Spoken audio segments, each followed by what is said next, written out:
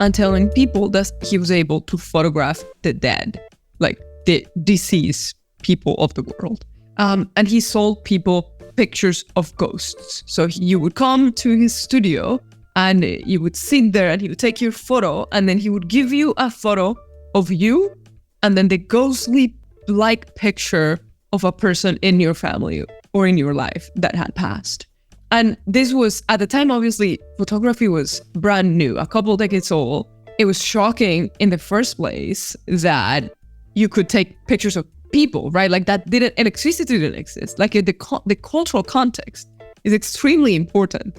And so it was so brand new that people were like, yeah, why not?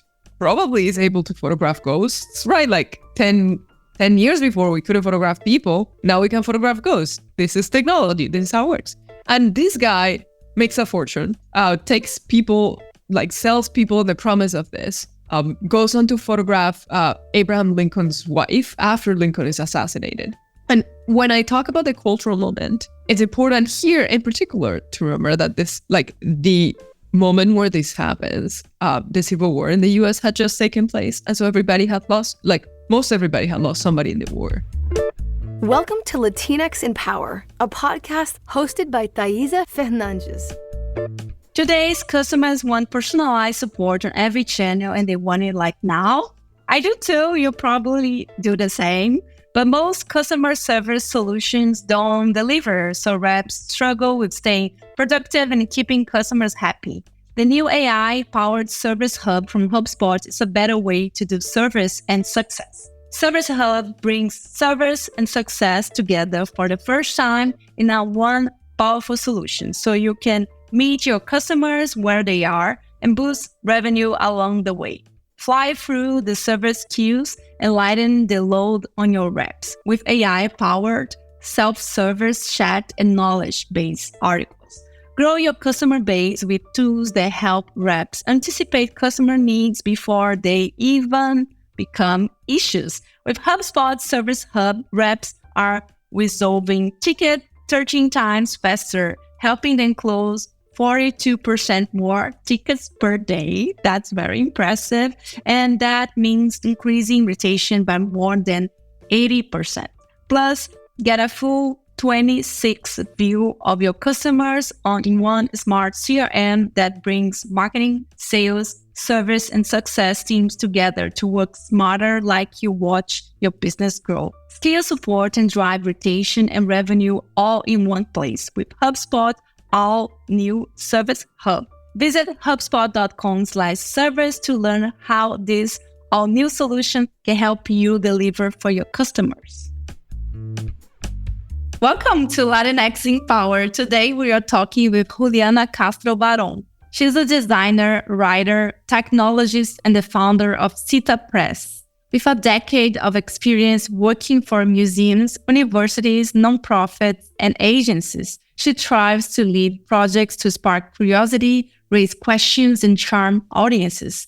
Juliana is a fellow at Harvard University, where she researches the history of misleading photo manipulation and from Darkroom to AI. I'm so excited about this conversation. I can't wait. Welcome, Juliana.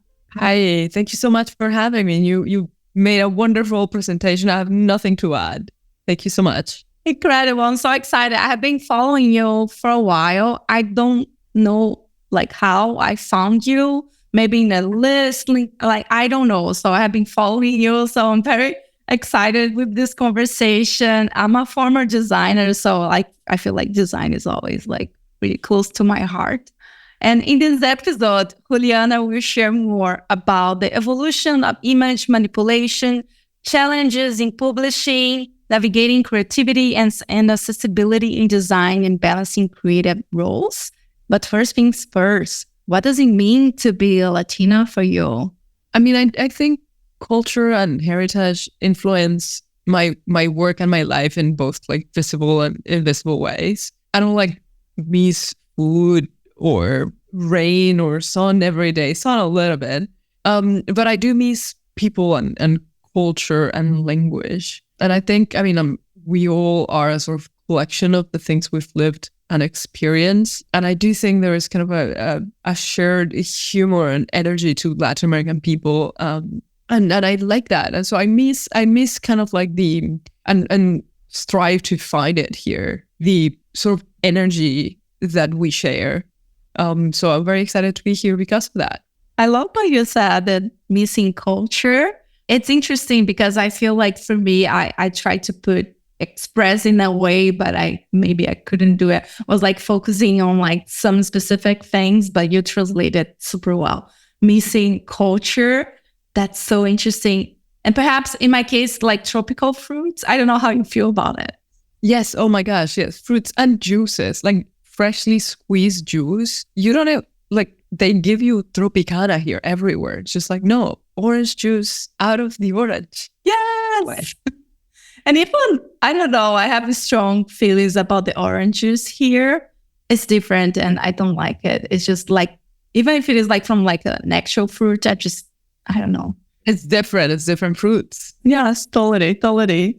And you have witnessed the evolution of image manipulation from traditional dark rooms techniques to the era of artificial intelligence. And what impact has this progression had in your career and perhaps in yourself as well? So, I mean, I think there are like 3 different factors that influence how we interact with images. One is the cultural moment, and I'll tell you a story to kind of like riff off that. The other one is how they're distributed, right? Right now we have the internet, but before images came mainly either through like visiting cards or the newspaper. And then before they came through like email, but we didn't have social media. So there was still a kind of a direct type of communication or a platform based like a newspaper. And then how the technology works. There's one story that I like telling a lot. There is this one guy who lived actually not far from where I live. I live in Cambridge, Massachusetts. And he kind of started doing photographs and he was like just really taken with the art of photography. This is in the 1800s, mid 1800s. And he started creating photographs and telling people that he was able to photograph the dead, like the deceased people of the world. And he sold people pictures of ghosts. So you would come to his studio and you would sit there and he would take your photo and then he would give you a photo of you and then the ghostly-like picture of a person in your family or in your life that had passed. And this was, at the time, obviously, photography was brand new, a couple of decades old. It was shocking in the first place that you could take pictures of people, right? Like that electricity didn't exist. Like the cultural context is extremely important. And so it was so brand new that people were like, yeah, why not? Probably is able to photograph ghosts, right? Like 10 years before we couldn't photograph people. Now we can photograph ghosts. This is technology. This is how it works. And this guy makes a fortune, takes people, like sells people the promise of this, goes on to photograph Abraham Lincoln's wife after Lincoln is assassinated. And when I talk about the cultural moment, it's important here in particular to remember that this, like the moment where this happens, the Civil War in the US had just taken place. And so everybody had lost, like most everybody had lost somebody in the war. And they were very eager to connect with them. And these kind of connection and this comfort was promised through the photographs. And I think there is like in what may happen with AI, a lot of like kind of like what we want AI to do for us is as crucial as what AI does, right? Like the qualities that we give AI and the expectations that we put on AI influence very much what will happen, I believe. And I think, I mean, images are very subjective. They have always been subjective. So I think we're gonna come up with ways of accounting for the images that are unreal, like false. But it's important that, like, for example, between the moment in which this guy, William Lumler, was taking the photographs to the moment that they discovered that taking photographs of ghosts didn't happen, this guy made a fortune. He was taken to court for it, for fraud.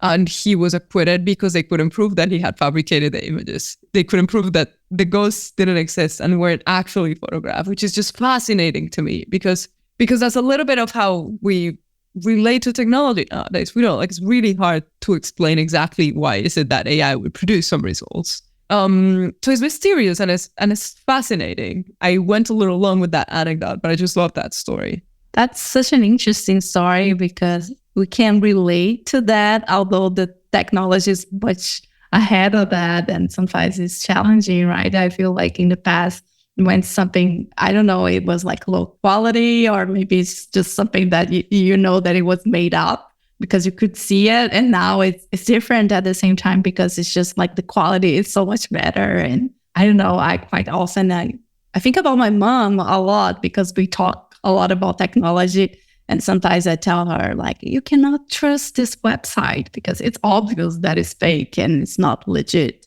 And she's like, why? I don't understand. It's like, it isn't the website. And I think about myself in the future because I will be like her probably. So it's so interesting. Yeah, there's like a literacy to understand that something is a scam, and you don't come with it. You don't come out and just be like, yeah, obviously I'm not. It's a sort of educational to some degree, right? And I don't mean this in the traditional sense. I mean this in the sense of exposure, right? Like you've seen the memes of the Nigerian prince giving you money through you don't fall for it, but that doesn't mean it's not.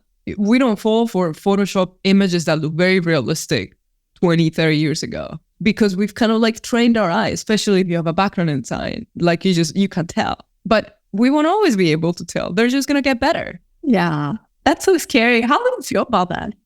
I am more an optimist or a person who's very informed in that I do think there's going to be kind of like a lot of victims in the kind of learning curve. But I think in kind of like the general impact, it's going to be positive. And I think it's important to just kind of like account for all the instances in which you want, mainly because there's very little stopping it, if that makes sense, right? Like I think there are many arguments to stop it, and it's not going to stop. The development of it is not going to stop. So whatever, like I don't think it's worth making an argument to stop it, but there are many, many arguments to be made about kind of accounting for its risks, its current contemporary risks, and not kind of like the risks of when the technology hits, and not because I think it's important to care about the now. But I think it's also important to not come at it with a defeating mindset, because we have had this like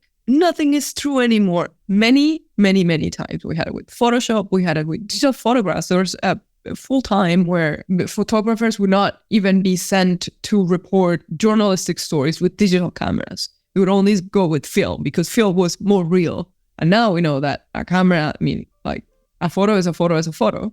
But now there's AI. So it's that a photo, like just kind of like the terms and the ways in which we talk about reality and its representation have changed radically. And I don't think this is either the end of truth. Yeah, I like that.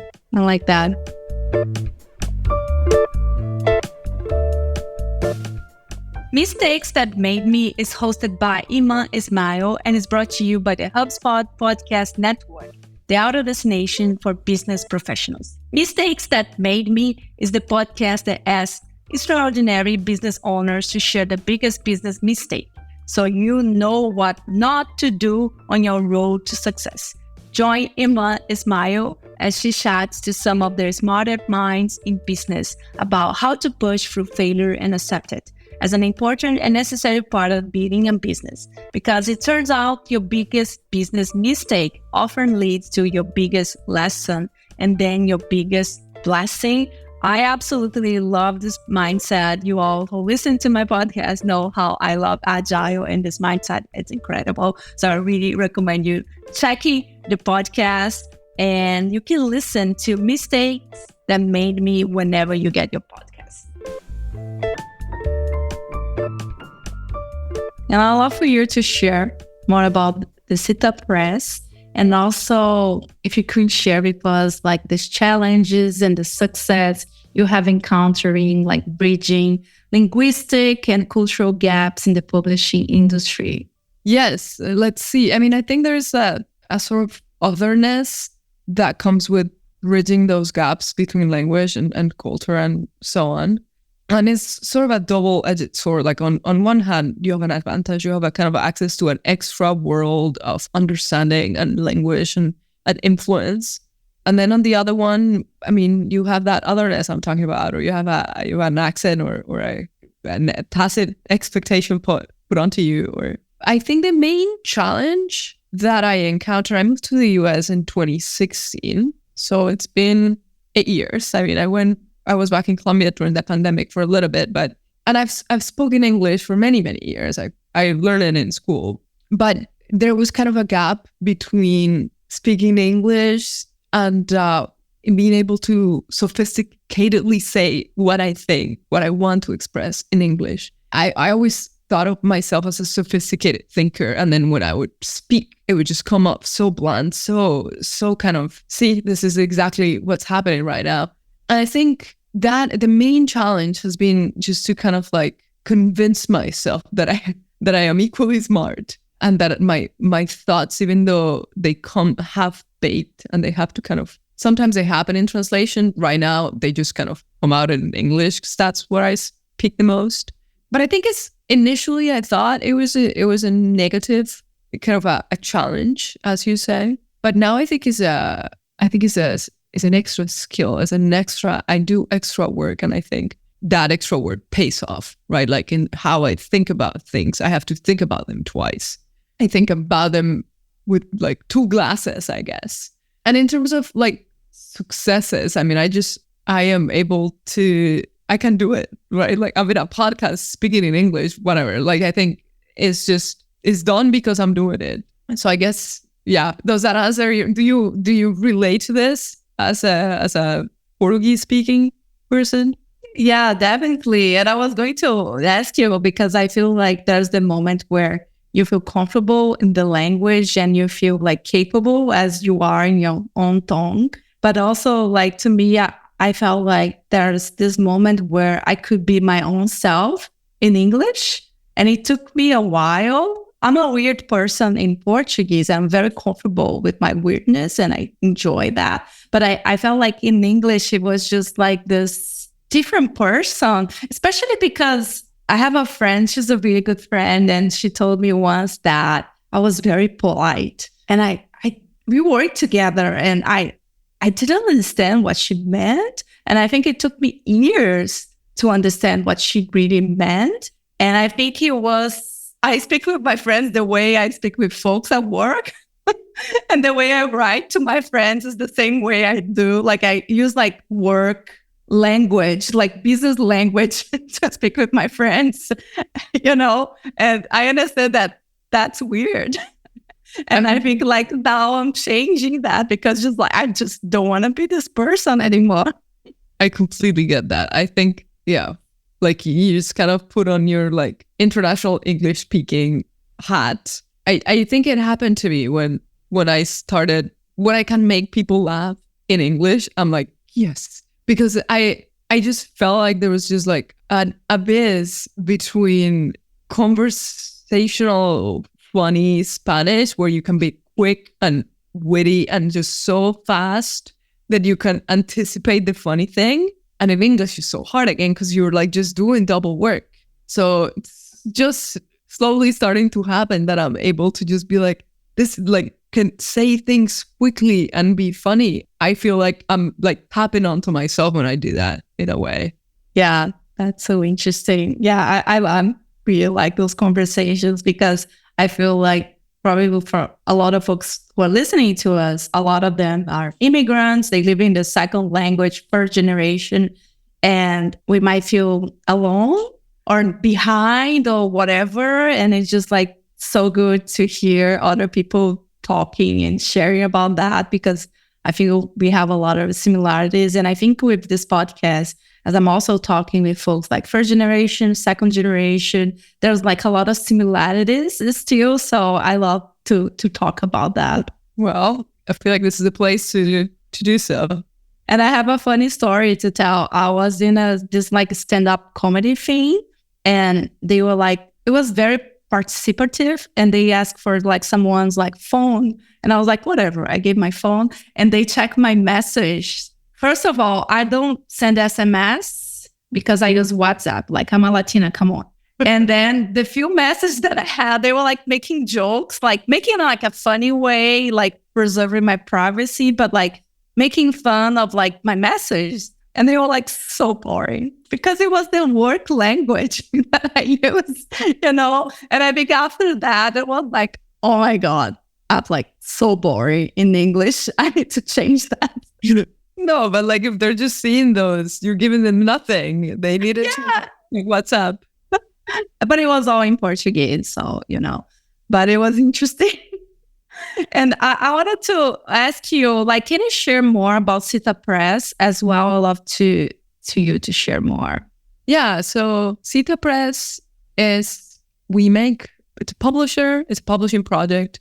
It's also a design studio, a sort of library of books written by women. Every single book that we published in both English and Spanish is free. So we make ebooks accessible. We mainly publish books that are in the public domain. That is books that the copyright either expired or was never put onto it in the first place. And what we do is that we pair contemporary writers and designers, and they come in to kind of land a book from, say, the 1800s or the 1500s sometimes, and land it in the present. So they write an introduction that says, this is why this is an important book. This is why this is a feminist book in 2024. And these are why all the reasons why it's important to read this person in the present. And then they do a badass cover for the book to kind of like also, again, just land the book for the readers of today. And we publish books in English and Spanish. We are now funded by the Mellon Foundation. And we have now launched a design studio. So we just kind of do all the editorial and design work that we do for our books for clients. And so if you go to our website, you'll find books kind of, and you can download and print, then you can have a zine and I'll show you, I have one right here. You can print and then you can just make it yourself. We have others that are a little have more pages, so then you can buy those online. You can also find them for free as an ebook, as a PDF, or on our website. And then we built an accessible interactive thing for you to kind of read it as if you were reading it on an ebook. So it has size and type change and length and width and all the things that designers care about. And we are always kind of looking to connect with readers in ways that go beyond the book reading. So we do book binding workshops and reading guides for each of the books. And then we do, social media content about the books that we published. Yeah, so come check it out. I started it when I was a master's student and it was my thesis. And it was me asking for friends to do favors and just donate their time to do the covers for free. And now we pay our contributors now. That was just when I was a student and just doing it by myself and just asking people to do it because they like the promise of making books accessible. But now we pay our contributors. And you should go to our website and check our books out. That's awesome. That's incredible. I think it's just perfect combination, books, cool designs, and having books accessible. That's incredible. And I wanted to ask you, how do you navigate the intersection of creativity and accessibility? I think it's very important to think about all the ways in which people can interact with your content. And especially if we think about ourselves, I'm going to use one example to kind of make this argument. When I watch TV, I watch TV with subtitles because especially when I watch British shows, and the only exception is when I'm watching stand-up comedy because I don't want the joke to be given to me before the subtitles. Otherwise, I watch TV with subtitles every single time. And that is a feature that was not built for me, immigrant person. It's a feature that was built for people who couldn't hear or didn't hear very well. And it was designed for a different user in mind, and I benefit from it. So I think of accessibility in terms of there are features that serve some people that actually could serve everybody, just positive features, or thinking about all the ways in which people can interact with one content is always positive, not only for those people, but for everybody. And of course, I think it's important we do kind of all the alt text images and all the more classical kind of accessibility standards, but I think and subtitles and so on. But I do think we've tried to build, especially in the reader, some agency for the user to kind of choose what is it that is an acceptable type size, right? And you can blow it up a lot, and it looks kind of cool, like, or you can like space it out. So I think kind of the mix of agency for the user and just thinking up as the features, just as features that should be default. The agency of the user in playing with them should just exist by default. And I like that you mentioned that I feel a lot of people don't realize how like everyone in fact benefits from like accessibility. So this is like a very, very important point to keep in mind for like everyone. And another topic that I wanted to discuss more, I feel, especially for like makers, those like management skills, it might be something that doesn't come naturally for them, and something perhaps is like a skill they need to develop over time and something that they struggle. So I'd love to hear your thoughts, like how do you manage your time and your energy to play both of those roles, a maker and a manager? And if there's like any side you want to share with anyone. I mean, I am very lucky that I work in things where people are really excited about the work that we do. And that makes it easy because then we are kind of all together working towards one big goal, whether it be making cute books or making a cool website or so on.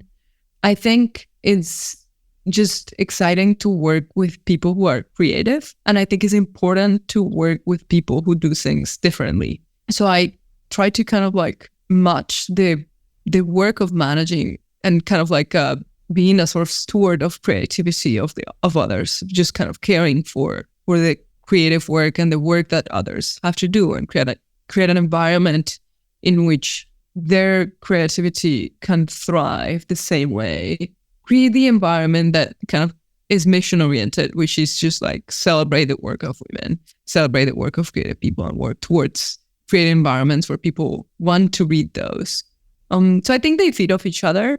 And I think it's just about kind of creating good environments. We're a small team, which also helps kind of like have nimble processes. I think that's very different in like bigger teams and siloed teams. So I don't have any advice in there, but I think, just conversation and communication.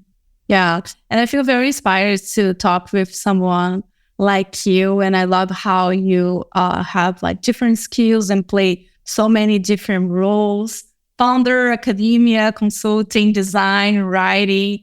And I feel like it's very inspiring. And at the same time, I understand that sometimes people might look at it and they're like, oh, they are unrelated. But I definitely can see how they also relate so much to each other. So is that like anything you want to share with folks that might be thinking about that? For example, in this pod, it's been like 3 years that I'm doing this podcast. And what I keep hearing, and people would say, oh, I did that, and now I do this other thing. And I know how they are related, how they actually help me. And I love the sense that things doesn't need to be linear. And at the same time, I feel like doing things just for fun, maybe you're curious about something, you can actually do it. And I feel it's very powerful, especially for immigrants, like Latin American folks, Caribbean folks, which is the focus of this podcast. So if there's anything you want to share with us about this.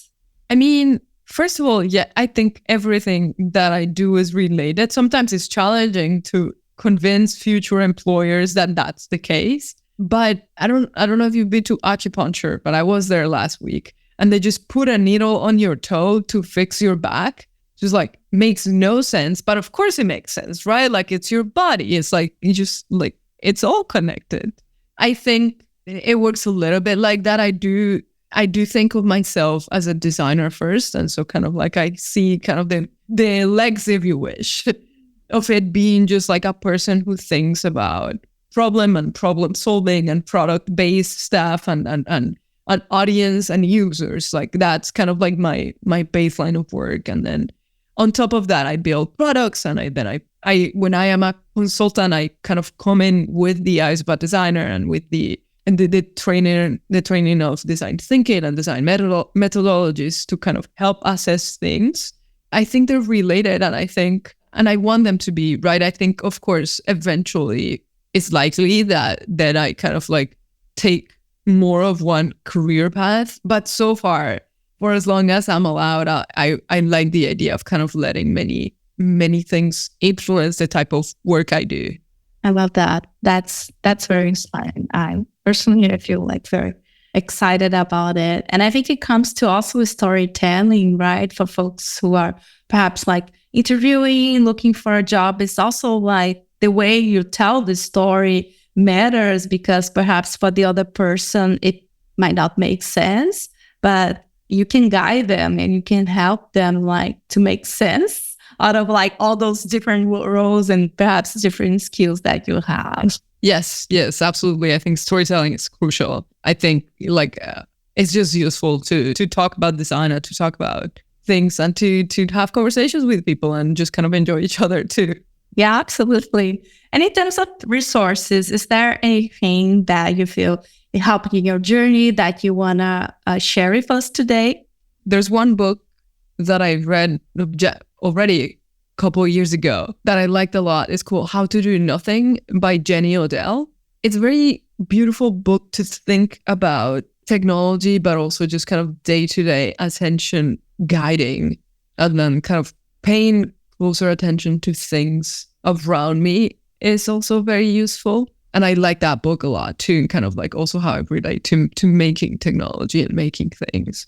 And then any book from Cita Press is great too. Yes, that's awesome. I love that. I love the How to Do Nothing book I read some years ago as well. And I love how like at first you might think, oh, it's not related to technology, but it's just like so related. I think folks who are in tech, they should read this book.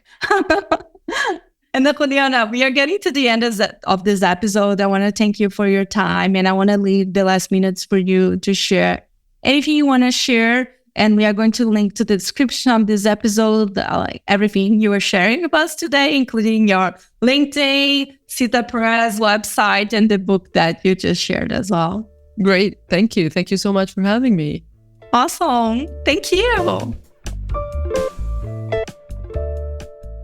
That's it for today, everyone. Thank you so much for your time. I would love to hear your thoughts about the podcast and the episodes. Please message us with any insight, any feedback you might have, and also guest suggestions. Message us in your favorite social media platform. We are in all social platforms. And if you want to write us in a review, we will love that. Feel free to write us in a review on Apple Podcasts, Audible, Amazon, or any other streaming that you like. Thank you.